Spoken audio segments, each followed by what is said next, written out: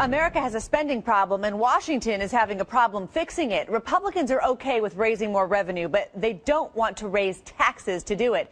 Democrats only want to raise taxes on the top 2% and extend the Bush tax cuts for everyone else. What they might agree on, cutting deductions. The middle class's most cherished tax break could be in the crosshairs of the fiscal cliff negotiations. We're talking about the mortgage interest deduction. It's been around for 99 years, but it's costed the government $80 billion this year. It'll reach $100 billion by 2014, making it the third largest tax expenditure on the federal budget. That's according to the Congressional Research Service. But who is it really helping? The most recent IRS tax data show 41 million people claimed this deduction on their 2010 taxes. But the Tax Policy Center points out it tends to benefit upper middle class families the most. For those with annual incomes of less than $40,000 a year, well, the average tax savings is just $91.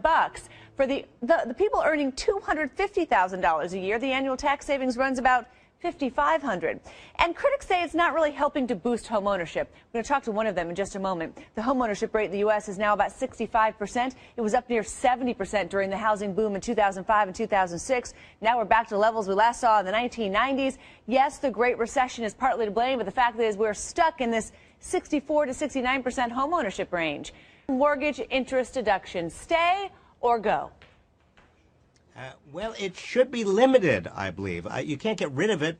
Politically, it's almost impossible. But also economically, if you simply got rid of it altogether, the housing market would take a big hit. A lot of people, particularly lower middle class people, would find that they had made investments assuming one kind of tax structure, and they now discover a very different kind of tax structure that's less advantageous to them. But if you limited it to, say, $30,000 a year, that is, you couldn't take a mortgage interest deduction on more than interest payments of $30,000 a year, you would thereby save the government a lot of money. You would generate a lot of additional revenues, not put any impact or not put any imposition on the middle class, but it would mean more tax revenues from the wealthy. No question that this is a tax goodie. We call it the most cherished middle class tax cut. 41 million homeowners used it last year, but it predominantly benefits richer Americans.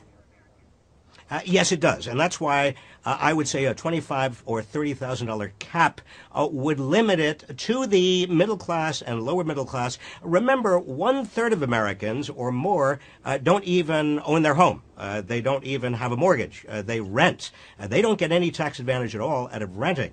So what you really want to do is limit the mortgage interest deduction.